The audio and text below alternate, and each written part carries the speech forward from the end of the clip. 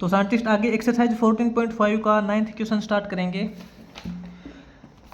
9th question की statement read करिए scientist. इसने बोला अपने को a dice is thrown twice, एक डाइस को डबल बार थ्रो किया जाता है। What is the probability that at least one of two throws come up with the number 4। तो साइंटिस्ट जब एक डाइस को ट्वाइस बार हम थ्रो करेंगे तो उसमें से कम एक बार 4 आने की प्रोबेबिलिटी क्या है। ठीक है, कम से कम एक डाइस के ऊपर तो 4 आना चाहिए, इसकी प्रोबेबिलिटी क्या है।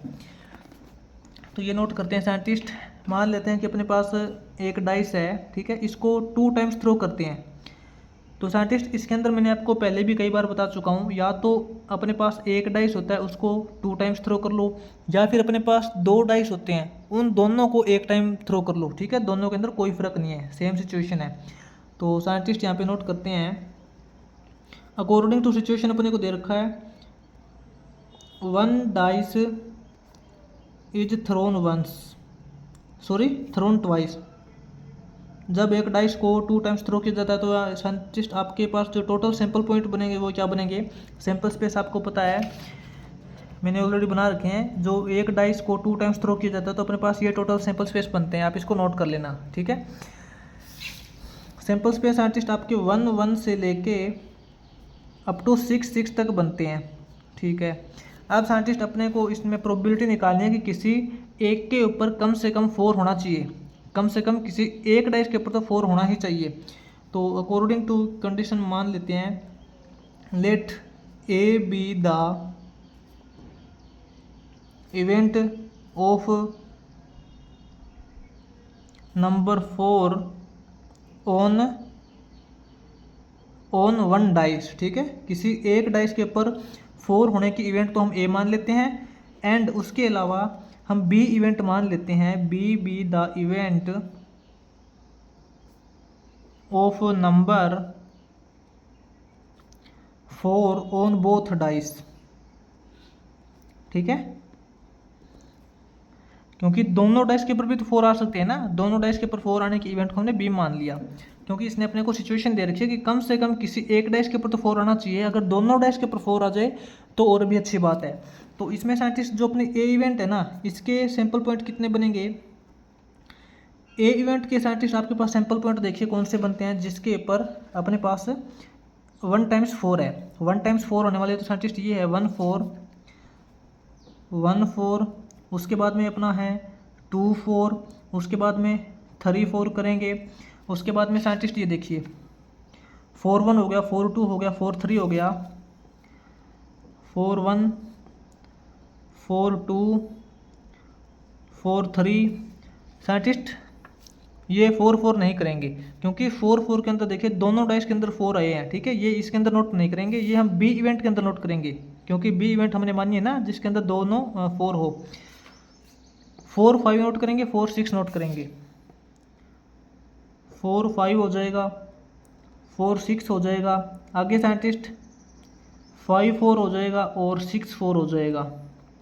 ये साइंटिस्ट वो सैंपल पॉइंट है जिसमें कम से कम एक डाइस के ऊपर अपने पास यहाँ पे 4 है। तो इसकी प्रोबेबिलिटी क्या हो जाएगी scientist, probability of event A, इसके टोटल सैंपल पॉइंट कितने हैं 1 2 3 4 5 6 7 8 9 10 सैंपल पॉइंट है। अपॉन में टोटल सैंपल पॉइंट आपको पता है 36 होते हैं, तो 10/36 हो जाएगा।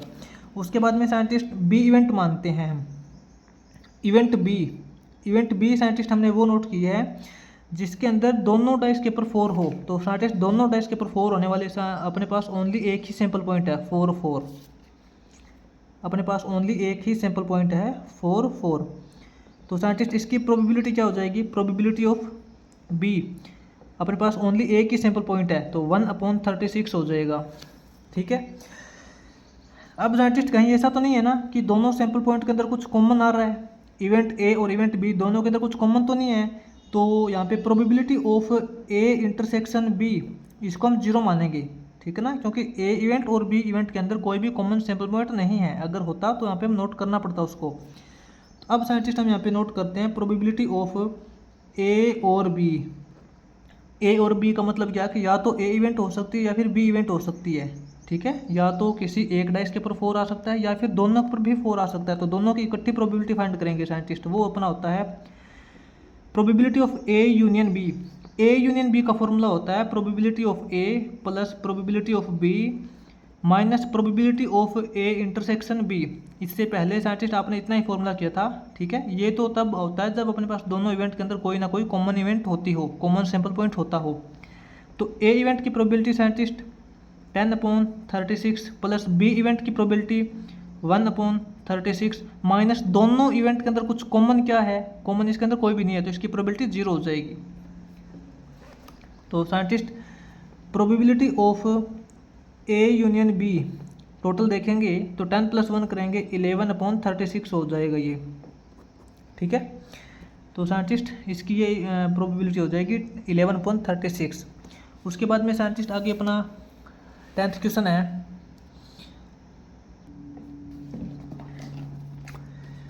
आगे साइंटिस्ट 10th क्वेश्चन की स्टेटमेंट के according a coin and a dice are thrown. Scientist यहाँ पे एक तो अपने पास कोइन दे रखा है और एक डाइस दे रखा है, उन दोनों को एक साथ थ्रो किया जाता है। Find the probability of getting, अपने को साइंटिस्ट यहाँ पे प्रोबेबिलिटी फाइंड करनी है ए हेड और एन इवन नंबर। देखते हैं साइंटिस्ट 10th क्वेश्चन में जो सिचुएशन दे रखी है, साइंटिस्ट मान लेते हैं कि अपने पास एक तो देखिए कोइन है, कोइन के अंदर आपको पता है हेड और टेल होती हैं, ठीक है। और एक आपके पास यहाँ पे डाइस दे रखा है, डाइस के अंदर नंबरिंग होती है 1 2 6, ये भी आपको पता है। अब साइंटिस्ट इन दोनों को एक साथ थ्रो किया जाता है, तो इसमें जो फर्स्ट पार्ट अपना है, फर्स्ट पार्ट के अंदर प्रोबेबिलिटी निकालनी है। तो उससे पहले साइंटिस्ट आप इसके ना टोटल सैंपल स्पेस देखिए, टोटल सैंपल स्पेस कितने हो सकते हैं, नोट करते हैं। According to given situation when a dice and a coin are thrown simultaneously, ठीक है। साइमल्टेनियसली का मतलब होता है एक साथ, जब एक डाइस और कॉइन को एक साथ थ्रो किया जाता है तो उस टाइम पे अपने पास जो total number of possible outcome, यानी कि अपना जो सैंपल स्पेस बनेगा साइंटिस्ट, वो क्या बनेगा, सैंपल स्पेस बनेगा। या तो अपना देखिए इससे H आ सकता है, इससे 1 आ सकता है, कोई भी आ सकता है, ठीक है। H2 हो सकता है, H3 हो सकता है, H4 हो सकता है, H5 हो सकता है, H6 हो सकता है। या तो कोइन से आपके पास हेड आ सकता है और डाइस से 1 to 6 कोई भी नंबर आ सकता है, या फिर कोइन में आपके पास टेल आ सकता है और इसमें से 1 से लेके कोई भी नंबर आ सकता है। T1 हो सकता है, T2 हो सकता है, T3, T4, T5, T6, ठीक है। ये साइंटिस्ट आपके पास यहाँ पे total number of sample point बन जाएंगे जो कि पॉसिबल आउटकम हो सकती है टोटल सैंपल स्पेस के अंदर। अब इसके अंदर साइंटिस्ट प्रोबेबिलिटी फाइंड करते हैं। इसका जो फर्स्ट पार्ट दे रखा, इसने बोला है ए हेड और एन इवन नंबर। तो साइंटिस्ट इसमें ना एक तो हेड होना चाहिए, हेड आना चाहिए और इसके अंदर इवन नंबर आना चाहिए। इसकी क्या प्रोबेबिलिटी है, तो साइंटिस्ट इसके अंदर हम लेट एज्यूम कर लेते हैं, let H be the event of getting head, head आने की इवेंट को हम H मान लेते हैं, and E be the event of getting even number, even number आने के इवेंट को हम E मान लेते हैं, ठीक है ना। तो साइंटिस्ट अपने पास क्या क्या बनेंगे देखिए, H वाले सैंपल पॉइंट अपने पास कितने बनेंगे, हेड आने वाले सैंपल पॉइंट आपके पास बनेंगे साइंटिस्ट, देखिए आप यहाँ पे नोट करना, head H1 H2 H3 H4 H5 H6, अपने पास जो हेड वाले सैंपल पॉइंट है ये है H1 से लेके H6 तक, H1 से लेके H6 तक, क्योंकि इसी में तो हेड है ना H6। और उसके बाद में साइंटिस्ट E वाले कौन से हैं, जिसके अंदर इवन नंबर हो, इवन नंबर ऑफ साइंटिस्ट जिसके अंदर 2 4 6 हो, H2 हो जाएगा, H4 हो जाएगा, H6 हो जाएगा, T2 हो जाएगा, T4 हो जाएगा, T6 हो जाएगा, H2 H4 H6 T2 T4 T6। तो साइंटिस्ट इनकी अलग अलग प्रोबेबिलिटी आगे फाइंड कर लेते हैं। इसकी प्रोबेबिलिटी क्या हो जाएगी, प्रोबेबिलिटी ऑफ हेड, हेड की प्रोबेबिलिटी साइंटिस्ट इसके अंदर कितने सैंपल पॉइंट है 1 2 3 4 5 6 अपॉन टोटल सैंपल पॉइंट कितने हैं, टोटल सैंपल पॉइंट इसके अंदर हो जाएंगे 1 2 3 4 5 6 7 8 9 10 11 12, 6.12 इसकी प्रोबेबिलिटी हो जाएगी। और इसकी प्रोबेबिलिटी क्या हो जाएगी, प्रोबेबिलिटी ऑफ इवन नंबर 1 2 3 4 5 6 6/12 हो जाएगी। अब साइंटिस्ट ऐसा देखिए, इन दोनों के अंदर कोई कॉमन इवेंट तो नहीं है जिसके अंदर जो सैंपल पॉइंट हमने इसके अंदर भी चूज कर लिया हो और इसके अंदर भी चूज कर लिया हो, ऐसा कोई दिखाई दे रहा है क्या आपको?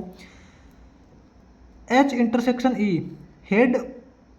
हेड और इवेंट का जो कॉमन इंटरसेक्शन है वो नोट करते हैं, इसके अंदर कोई है तो नहीं। ये देखिए, इसके अंदर भी H2 है और इसके अंदर भी H2 है, ठीक है, क्योंकि ये अपना हेड के अंदर आ गया और ये अपना इवन के अंदर काउंट हो गया, हेड के अंदर भी काउंट हो गया और इवन दोनों के अंदर काउंट हो गया, तो ये तो माइनस करना पड़ेगा, सिंपल बात आपको। उसके बाद H4 इसके अंदर भी है और इसके अंदर भी है H4, उसके बाद H6 इसमें भी है और इसमें भी H6 है, दोनों के अंदर काउंट हो गया, तो ये आपको माइनस तो करना ही पड़ेगा। तो साइंटिस्ट इसकी प्रोबेबिलिटी क्या हो जाएगी, probability of H intersection E, दोनों की जो कॉमन प्रोबेबिलिटी निकल रही है 1 2 3 सैंपल पॉइंट, कितने सैंपल पॉइंट आपके कॉमन निकले हैं, 3 सैंपल पॉइंट कॉमन निकले हैं, तो 3/12 इसकी प्रोबेबिलिटी हो जाएगी, ठीक है। अब अपने को साइंटिस्ट दोनों की इकट्ठी प्रोबेबिलिटी निकालनी है। प्रोबेबिलिटी ऑफ हेड और इवन अपने को वो प्रोबेबिलिटी निकालनी है जिसके अंदर हेड आ सकता है या फिर इवन नंबर आ सकता है, तो यानी कि probability of H union E निकालना है। H यूनियन E का फॉर्मूला होता है probability of H plus probability of E plus minus probability of H intersection E, दोनों की अलग अलग प्रोबेबिलिटी प्लस माइनस में उन दोनों की कॉमन प्रोबेबिलिटी। H की प्रोबेबिलिटी साइंटिस्ट 6.12 दे रखी है, प्लस E की प्रोबेबिलिटी भी 6.12 है, माइनस दोनों की कॉमन प्रोबेबिलिटी यहाँ पे 3/12 है। तो ये साइंटिस्ट देखिए, 6 + 6 करेंगे 12 हो जाएगा, 12 - 3 करेंगे 9 हो जाएगा, 9.12, इसको 3 पे कट करेंगे तो साइंटिस्ट ये हो जाएगा अपने पास 3/4, ठीक है। उसके बाद में साइंटिस्ट 10th क्वेश्चन का अपना आगे सेकंड पार्ट है। 10th क्वेश्चन का जो सेकंड पार्ट है साइंटिस्ट, सेकंड पार्ट के अंदर बोला है a tail or an odd number, a tail or an odd number. तो साइंटिस्ट इसके अंदर लेट एज्यूम कर लेते हैं T be the event for tail आने की इवेंट को टी मान लेते हैं एंड ओड नंबर की इवेंट को ओ मान लेते हैं, ठीक है। O be the event of an odd number. तो साइंटिस्ट टेल आने के कितने मतलब वो सैंपल पॉइंट है, टेल साइंटिस्ट कौन से आपके पास टेल मिल सकते हैं, T1 T2 T3 T6 तक, ठीक है। T1 T2 T3 T4 T5 T6 ये आपके सैंपल पॉइंट है जहाँ से अपने पास यहाँ पे टेल आ सकता है। और ओड नंबर साइंटिस्ट आपके पास कहाँ से मिल सकता है, ओड नंबर टोटल देखें, ओड नंबर का मतलब होता है 135 वाले, ओड नंबर आपके पास H1 से मिल सकता है, H3 से मिल सकता है, H5 से मिल सकता है, T1 से मिल सकता है, T3 से मिल सकता है, T5 से मिल सकता है, ठीक है। इन दोनों की प्रोबेबिलिटी देखते हैं। प्रोबेबिलिटी ऑफ टेल की क्या हो जाएगी साइंटिस्ट, इसके अंदर कितने सैंपल पॉइंट है जो टेल दे रहे हैं 1 2 3 4 5 6 सैंपल पॉइंट है, अपॉन में टोटल सैंपल पॉइंट आपको पता है, टोटल सैंपल स्पेस के अंदर 12 है, 6.12। इसकी प्रोबेबिलिटी निकालेंगे साइंटिस्ट, ओड नंबर की प्रोबेबिलिटी, ओड नंबर वाले कितने सैंपल पॉइंट है 1 2 3 4 5 6 और टोटल सैंपल पॉइंट आपको पता है 12 है टोटल सैंपल स्पेस के अंदर। अब ऐसा देखते हैं कि इन दोनों के अंदर कुछ कॉमन तो नहीं निकल रहा है, टेल इंटरसेक्शन ओड, ठीक है, टेल और ओड वाले जो इवेंट है इन दोनों के अंदर कोई ना कोई कॉमन सैंपल पॉइंट तो नहीं निकल रहा है। देखिए ये देखिए T1 इसमें भी है और इसमें भी है, 2 बार काउंट हो चुका है, इसमें माइनस तो करना पड़ेगा। T3 इसमें भी है और इसमें भी है, T5 इसमें भी है और इसमें भी है, तो साइंटिस्ट T1 T3 T5 दोनों के अंदर काउंट हो चुका है, तो साइंटिस्ट दोनों की जो कॉमन प्रोबेबिलिटी है T इंटरसेक्शन O वो हम यहाँ पे माइनस कर देंगे। Common probability scientist 1 2 3 sample point है तो 3/12 हो जाएगा। अब साइंटिस्ट दोनों की इकट्ठी प्रोबेबिलिटी निकालेंगे, प्रोबेबिलिटी ऑफ टेल और ओड, या तो टेल आ सकता है या फिर ओड आ सकता है, दोनों की इकट्ठी प्रोबेबिलिटी निकालेंगे साइंटिस्ट। और का मतलब होता है यूनियन, टी यूनियन ओ निकालेंगे तो साइंटिस्ट डायरेक्ट है probability of tail plus probability of odd, minus के अंदर उनके बीच में जो कॉमन सैंपल पॉइंट है वो उनकी प्रोबेबिलिटी माइनस करनी पड़ेगी, क्योंकि एक सैंपल पॉइंट को हम 2 बार काउंट नहीं कर सकते दोनों के अंदर। तो यहाँ पे टी इंटरसेक्शन ओ, तो इसकी प्रोबेबिलिटी, इसकी प्रोबेबिलिटी, इसकी प्रोबेबिलिटी, तीनों की प्रोबेबिलिटी अभी फाइंड की थी। 6.12 plus 6.12 minus 3.12 is equal to 9.12 करोगे तो अपने पास आएगा 3/4, सेम प्रोबेबिलिटी। ठीक है, तो ये आपका यहाँ पे 10th क्वेश्चन हो जाएगा।